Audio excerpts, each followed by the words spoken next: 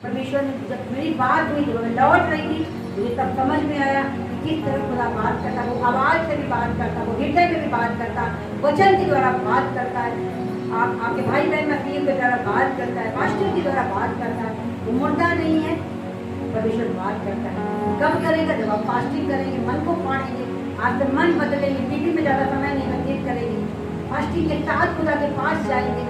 जब भूख लगी होती है और सबसे ज़्यादा सामर्थ्य देता परमेश्वर, भूख भी नहीं लगती, लेकिन हाँ लगता है कि अंदर से कि कुछ हल्कापन लग रहा है। जब आप खुदा के पास जाते हैं तो परमेश्वर आपके पास। Hallelujah, hallelujah. मैं आपको यशाया 58 पढ़ाना चाहती हूँ कि किस प्रकार खुदा ने बताया कि हमें 58 में चाहते हम सब पूरा गला खोल के पुकार, कुछ न रख छोड़। नहीं, 58 देखो यशाया की पुस्तक। वे प्रतिदिन मेरे पास आते हाँ। और मेरी गति जानने की इच्छा ऐसे रखते हैं मानो वे धर्मी लोग हैं जिन्होंने अपने परमेश्वर के नियमों को नहीं टाला। वे मुझसे धर्म के नियम पूछते और परमेश्वर के निकट आने से प्रसन्न होते हैं। वे कहते हैं, क्या कारण है कि हमने तो उपवास रखा परंतु तूने इसकी सुधि ना ली, हमने दुख उठाया परंतु तूने कुछ ध्यान नहीं दिया। सुनो, उपवास के दिन तुम अपनी ही इच्छा पूरी करते हो और अपने सेवकों से कठिन कामों को कराते हो। सुनो, तुम्हारे उपवास का फल ये होता है कि तुम आपस में लड़ते और झगड़ते और दुष्टता से घूंसे मारते हो। जैसा उपवास तुम आजकल रखते हो उससे तुम्हारी प्रार्थना ऊपर नहीं सुनाई देगी। जिस उपवास से मैं प्रसन्न होता हूँ, अर्थात जिससे मनुष्य स्वयं को दीन करे, क्या तुम इस प्रकार करते हो? क्या सिर को झाऊ के समान झुकाना और नीचे टाट बिछाना और राख जलाने को ही तुम उपवास और यहोवा को प्रसन्न करने का दिन कहते हो? जिस उपवास से मैं प्रसन्न होता हूँ वो क्या ये नहीं कि अन्याय से बनाए हुए दासों और अधेर सहने वालों का जुआ तोड़कर उनको छुड़ा लेना और सब जुओं को टुकड़े टुकड़े कर देना? क्या वो ये नहीं कि अपनी रोटी भूखों को बांट देना, अनाथ और मारे मारे फिरते हुओं को अपने घर ले आना, किसी को नंगा देखकर वस्त्र पहनाना और अपने जाति भाइयों से अपने आप को ना छिपाना? तब तेरा प्रकाश पोपट्टे के समान चमकेगा और तू शीघ्र चंगा हो जाएगा। तेरा धर्म तेरे आगे आगे चलेगा, यहोवा का तेज तेरे पीछे भी तेरी रक्षा करता चलेगा। तब तू पुकारेगा और यहोवा उत्तर देगा, तू दुहाई देगा और वो कहेगा, मैं यहाँ हूँ। यदि तू अंधेर करना और उंगली उठाना और दुष्टता बातें बोलना छोड़ दे, उदारता से भूखों की सहायता कर, दीन दुखियों को संतुष्ट कर, तब अंधियारों में तेरा प्रकाश चमकेगा और तेरा घोर अंधकार दोपहर का सा उजियाला हो जाएगा। यहोवा तुझे लगातार लिए चलेगा और अकाल के समय तुझे तृप्त और तेरी हड्डियों को हरी भरी करेगा और तू सींची हुई बारी और ऐसे सोते के समान होगा जिसका फल कभी नहीं सूखता। तेरे वंश के लोग बहुत काल के उजड़े हुए स्थानों को फिर बसाएंगे। तू पीढ़ी पीढ़ी की पड़ी हुई देख पर घर उठाएगा। तेरा नाम टूटे हुए बाड़े का सुधारक और पथों का ठीक करने वाला पड़ेगा। Hallelujah, hallelujah. क्या समझ में आया? उपवास के दिनों में हमें क्या करना है? और मैं कहती हूँ उपवास दिन आप इसको आदत बना लेंगे। यदि आप इसको आदत बना लेंगे, बाइबल कहती है कि तुम्हारा प्रकाश पाँव फटने की नहीं चमकेगा तो शीघ्र चंगा हो जाएगा। कुछ लोग की बीमारियां क्यों नहीं जाती? क्योंकि उन्होंने कभी किसी की हेल्प नहीं करी, कभी किसी बीमार को नहीं देखा, कभी किसी बीमारी के हालत में जाकर उनकी सेवा नहीं करी। परमेश्वर ने उनसे बात करी और परमेश्वर ने कहा कि अस्पतालों में जा, मेरे लोग बीमार जा उनसे। मैंने कहा प्रभु हम तो जा चुके। मैंने कहा परमेश्वर हम सब अस्पताल में भी जा चुके। परमेश्वर ने कहा नहीं, लगातार जाओ, कई बार जाओ, मेरे लोग बीमार हैं। वचन में लिखा है मैं बीमार था तो तुमने मेरी सुधि नहीं ली। आप बीमारों के पास क्या गए हैं अस्पतालों में? बताइए, कभी गए प्रभु के सुसमाचार को लेकर? उनको बताओ कि तुम्हें चंगा करने वाला परमेश्वर ही होगा। प्रभु यीशु के पास आओ, प्रार्थना करवाओ, करो और परमेश्वर उस बीमारी से आजाद करेगा। परमेश्वर ने कहा मैं बीमार था, तुमने मेरी सुधि नहीं दी। बाइबल लिखी है कि आप भूखे नंगे हैं, उनको कपड़ा दो, खाना दो। परमेश्वर कहता है तुम्हें बहुत से लोग बहुत देर प्रार्थना नहीं कर पाते, अब ये करके देखिए। लोगों की सुधि लीजिए, सुसमाचार लेकर जाइए, अस्पताल में जाइए।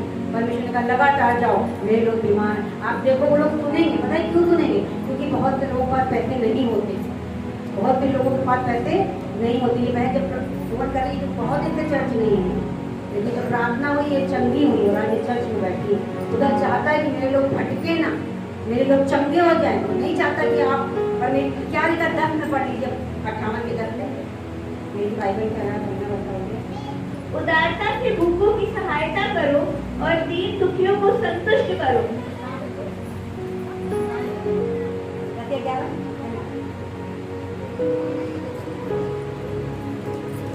यदि तुम विश्राम दिन को अशुद्ध न करे, अर्थात मेरे उस पवित्र दिनों में अपनी इच्छा पूरी करने का यत्न न करे और विश्राम दिन को आनंद का दिन और यहोवा का पवित्र किया हुआ दिन समझकर माने, यदि तू उसका सम्मान करके उस दिन अपने मार्ग पर ना चले, अपनी इच्छा पूरी ना करे और अपनी ही बातें ना बोले, तो तू यहोवा के कारण सुखी होगा और मैं तुझे देश के ऊंचे स्थानों पर चलने दूंगा। देश के ऊंचे स्थानों में चलने दूंगा जब तुम विश्राम दिन को अशुद्ध नहीं करो। यानी आज के दिन को जब आप अशुद्ध नहीं करते। कुछ लोग उपवास तो रखते हैं लेकिन भवन नहीं आते। आज समझो परमेश्वर ने कहा कि तुम विश्राम दिन को अशुद्ध न करो, ये भी उपवास के चैप्टर में लिखा है। परमेश्वर ने कहा क्या करना है, हमें अपने सेवकों से काम नहीं करना। आज बड़े बड़े खा रहे और हमारे जो हेल्पर है जो काम करते हैं उनको अपनी चीजें बता रहे। परमेश्वर ने कहा ऐसे उपवास का फल तुम्हें नहीं मिलेगा। वचन कहता है कि लड़ाई झगड़े से दूर रहना। जब आप इन 40 दिनों में मेंटेन कर लेंगे तो आप सालों साल मेंटेन रहेंगे। आदत बन जाएगी आपकी ना झगड़ने की, अधिक सुनने की। लोगों को चाहे जितना कोई बोले आप बोलेंगे नहीं, क्योंकि आप पवित्र आत्मा से भर चुके होंगे। लड़ाई झगड़े से दूर हो जाओ, उंगली पटकाना तो छोड़ दे, बुरी बातें करना छोड़ दे। मेरे विश्राम दिन को तुम अशुद्ध ना करें। वचन कहता तब तुम ऊंचे स्थानों पर चलेगा। दूध सींची हुई बारी के समान, ऐसी कोई बगिया जिसमें अगर पानी न लगाओ तो सूख जाती है। ऐसे कुछ परिवार है जो सूखे हुए हैं, आज सूखे हुए, कोई आनंद नहीं, कोई खुशी नहीं है। बाइबल कहती है तो परमेश्वर के नियमों पर चलने लग जा, मेरा पूरा परिवार घराना वो बचाने वाला ठहरेगा। तो नींव जिनकी पड़ी, जिन पर घर नहीं बन पाए, इतनी योजनाएं तो बनाई लेकिन उस पर कार्य नहीं हो पाया। परमेश्वर कहता तुम उन पर घर बनाओगे, पीढ़ी की पीढ़ी पड़ी हुई नींव पर तुम घर बनाओगे।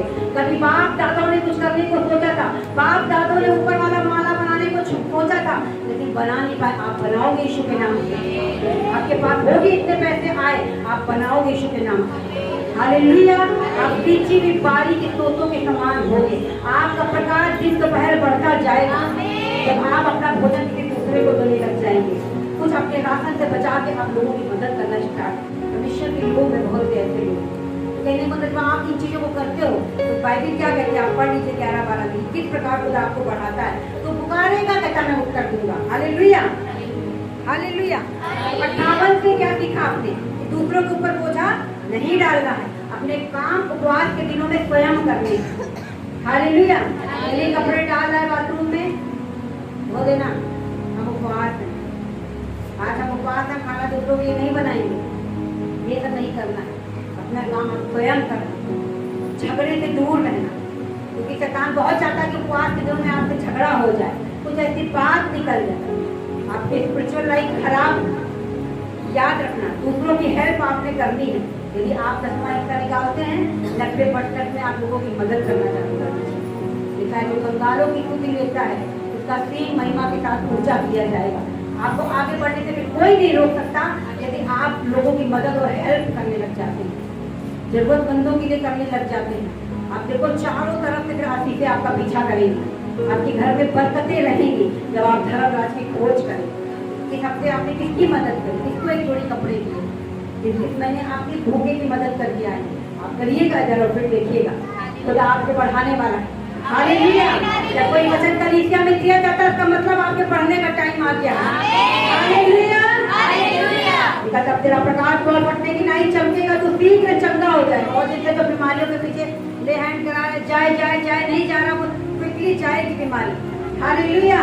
परमेश्वर भी आगे से भी रक्षा करेगा और पीछे भी। बहुत से शत्रु हमारे पीछे होते हैं, जब हम आगे आगे बढ़ते हैं पीछे तो नहीं देख पाते।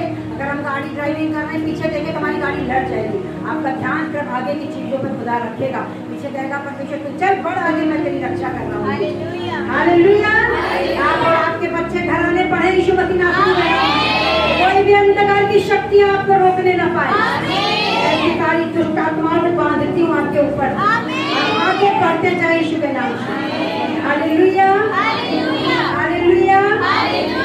यहाँ पे लिखा है वचन में कि याकूब की आशीष से आपकी होगी, और तेरे मूल पुरुष याकूब के भागी की उपज में से मैं तुझे खिलाऊंगा, क्योंकि यहोवा ही के मुख से ये वचन निकला है। याकूब की उपज में से खिलाऊंगा। क्या है याकूब की उपज? क्या है अब्राहम की आशीष? अब इसको डीपली पढ़ेंगे तो आप हैरान हो जाएंगे कि आप कितने अमीर होने वाले हैं, आप कितने आत्मिक होने वाले हैं, खुदा की आवाज आप डायरेक्ट सुनने वाले हैं। याकूब की आशीष है, क्योंकि बाइबल कहती है कि परमेश्वर ने याकूब को आशीष दी थी। आप निकालिए करेंगे कि उत्पत्ति 27 में आपको मिलेगा। परमेश्वर लिखा है उसके पिता इसहाक की आशीषें मिली थी। उसके पिता इसहाक ने कहा था कि तुझे आकाश के ओस और भूमि की उत्तम से उत्तम उपज और बहुत सा अनाज और नया दाख मधु मिले। नई चीजें आपके जीवन का हिस्सा होंगी, नई उत्तम उत्तम उपज आपको खिलाएगा परमेश्वर। हरा हुआ और बाकी खाने के लिए आप पैदा नहीं हुए, आप उत्तम आशीषों के हकदार हैं। आपके ऊपर याकूब की आशीषों की मैं डिक्लेयर करती यीशु के नाम में। और वचन कहता है उसके ऊपर अब्राहम की आशीष भी आई, लेकिन तेरे वंश के द्वारा पृथ्वी के सारे लोग आशीष पाएंगे। और एक जो सबसे खूबसूरत बात मुझे लिखी, लेकिन वो लिखा जिस देश में तू परदेशी होकर रहता है उसका तू अधिकारी हो जाए। खुदा आपको अधिकारी बनाएगा आपके कार्य क्षेत्र में। यदि आप घर में सबसे छोटे हैं, आप सबसे बड़ी हुकूमत करने वाले हैं, आपका बड़ा पद होने वाला यीशु के नाम में। आप अधिकारी होंगे यीशु के नाम में। इसका मतलब है जहाँ नौकरी कर रहे हैं, छोटे पद पे, वहाँ के आप बहुत होने जा रहे हैं यीशु के नाम में। आप मुख्य स्थानों पे होंगे यीशु के नाम में। एक सबसे छोटी गृहिणी जो घर में होती है उसका कोई आदर नहीं होता है, इसको जिनकी बातों पे कोई ध्यान नहीं देता, लेकिन अगर वचन पे चलने लग जाए लोग उससे सलाह देने लग जाए। क्योंकि परमेश्वर का वचन कहता है जहाँ पे तू मजदूरी कर रहा, जहाँ पे तू बंधुआ है, वहाँ का मैं तुझे अधिकारी बनाऊंगा। बाइबल कहती है दानियल बंधुआ था, उसके दोस्त बंधुए थे, 70 पैसे कपड़े थे, वो क्या किया, ऊंचे ऊंचे पद पर वो पहुंचाए गए। क्यों? क्योंकि वो अपने यहोवा की प्रार्थना को, यहोवा से प्रार्थना करते। बाइबल कहती राजा पे राजा बदलते गए, लेकिन दानियल सदा ही ऊंचे पद पे रहा। क्यों? क्योंकि उसने परमेश्वर की आवाज को दानियल पे उपवास और प्रार्थना में निरंतर रहने वाला परमेश्वर था। और बाइबल कहती परमेश्वर ने इसके मुंह को भी बंद कर दिया।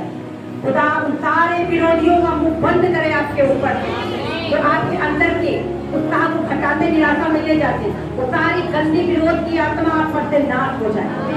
हालेलुया, समझ में आया?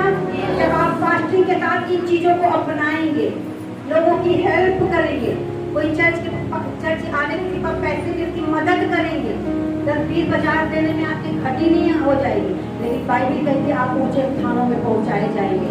तब तुम्हारा प्रकाश चमकेगा, उजियाला चमकेगा, तुम्हारे धर्म के काम दिखाई पड़ेंगे, दुदाई में बात फैलेगी। बाइबल कहती फिर कोई तुम्हारा सीमित स्थान नहीं रहेगा, कहीं से भी बरकतें आपके जीवन में आएंगी। चारों दिशाओं से, उत्तर से, दक्षिण से, पूर्व पश्चिम से, हर जगह से खुदा आपको आशीष देने लग जाए। ऊपर ओस की, नीचे भूमि की उपज, अच्छी अच्छी उपज, नया दाख मधु, और परमेश्वर कहता है नई चीजें आपके जीवन का हिस्सा होगी। तो लोगों की ये डिमांड रहती है हमारे घर में नई चीजें नहीं आएंगी, नई चीजें हमने नहीं खरीदा, रखे उपवास फास्टिंग, सारे लोगों की मदद, परमेश्वर ब्लेस करेगा, अच्छी नौकरी देगा, आशीष देगा। जब देगा तो कोई शैतान आपको चुरा नहीं पाएगा। हालेलुया, ठहरने वाला धन खुदावन देते हैं, ठहरने वाला धन और उत्तम आशीष आपके पास देगा। तो उपवास में क्या